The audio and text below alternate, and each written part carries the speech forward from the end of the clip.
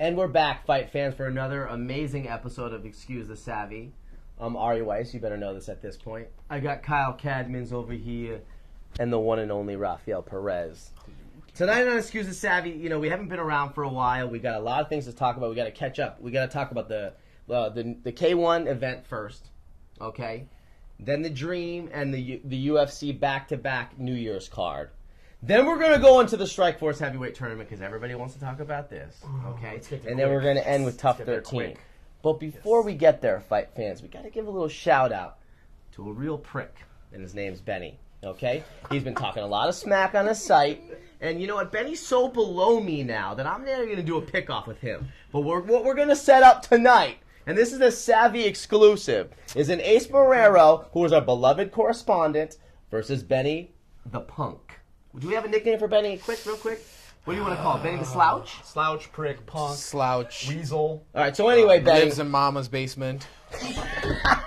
So listen, there's a little email, and it's called contact@mmasavvy.com, okay? Ace and you are both going to send in your picks. We're going to post them live 2-3 days, depending on when we get them, before the fight card. Fight for your troops down in Texas, and we'll see who's the real champ. And if Benny beats Ace, which won't happen because he's a punk, he'll come for maybe I'll let him have you guys first because my picks are so good that it's like nobody's on my level right now. But anyway, let's move on. No need to glow. We'll talk about the picks later.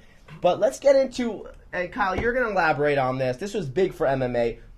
Alistar Overeem. I know you were trying to say this wasn't classy earlier, which is ridiculous. Alistar Overeem said, screw you, okay, critics that say there isn't good striking in MMA. Instead, he goes into the K1 tournament and beats everybody. Kyle, elaborate. For those of you that think striking in MMA is subpar, you must have seen the K1 2010 Grand Prix and realized you're an idiot. He went in there, not only won the tournament, did it in devastating fashion, didn't give anybody a chance. He was faster, stronger, more confident. It's going to be really tough to beat him in any fashion in 2011. K1, MMA, what have you. He's now the K1 champion. He is the Dream Heavyweight champion, and he's the Strikeforce Heavyweight champion. And it's going to be tough to take any of those belts away from him. All right, yeah, I mean, we'll talk about that later. You know what I'm saying? You're trying to diss it. But anyway, let's move on. The New Year's Day card, Gray Maynard, Frankie Edgar, a lot of, complaints about this. I feel like it was a just call. The first one was 10-8 easily. Edgar came back and won 10-9. Maynard won round 3 of it. It was close. And then Edgar took 4 and 5, which means it was a draw. And I think it was good. It was an amazing fight. Rafi, elaborate on this. How do you feel about this aside from Anthony Pettis, no one should be complaining. Everyone wins. We get to see this fight one more time, and it's going to be incredible, the third one. At first, my first gut reaction was that maybe I thought Edgar won, but after watching the fight again, and hindsight is 2020, it's a draw. It was a just decision, and I want to see it again. So it was a great fight. Before we move on, how do you feel about that? Was it a draw, Kyle? I'm fine with the draw. I'm fine with the draw. I think you got to beat the champ. I don't know about this draw. Usually draws always go in favor of the champ. Yeah. I'll take the draw, but I'm happy that we saw one of the best fights of 2011. Orty, I think, should be nominated for Fight of the Year on the first day. In there already. All right, let's move on, baby. This is the chunk of the show. This is what we're excited about. Whoa! This is what we come to the fight plan for. The Strikeforce Heavyweight Tournament. And I always said, everybody knows Strikeforce has no heart, but Coker stepped up. The fighter stepped up. Rich Chu, our boy, stepped up. We'll be seeing you in San Jose. I'll break up the brackets real quick. We got Arlovsky, Karanikov, Pitbull. Then we got, on that side, Rogers, Barnett. The other side, Fedor, help me out here, Bigfoot. Fedor, Bigfoot. And then the Verdum, Alistar rematch.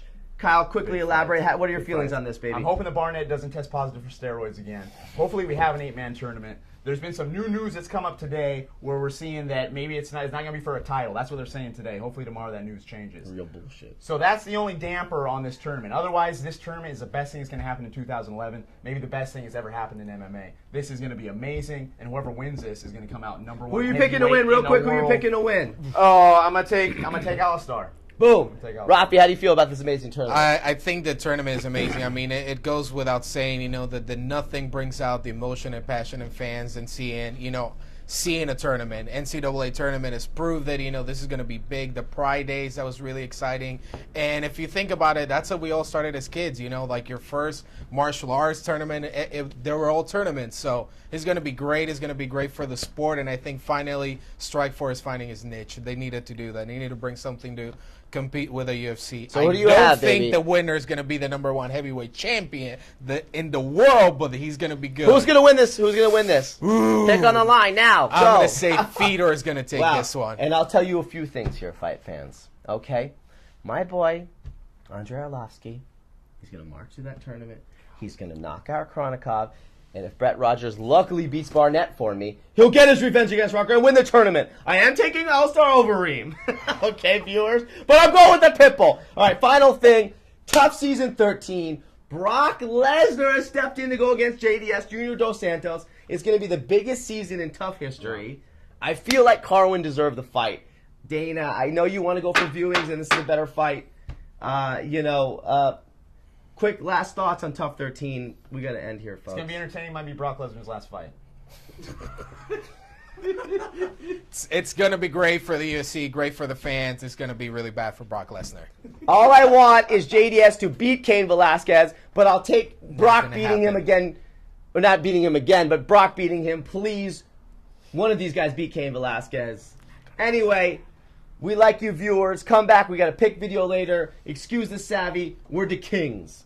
Peace out.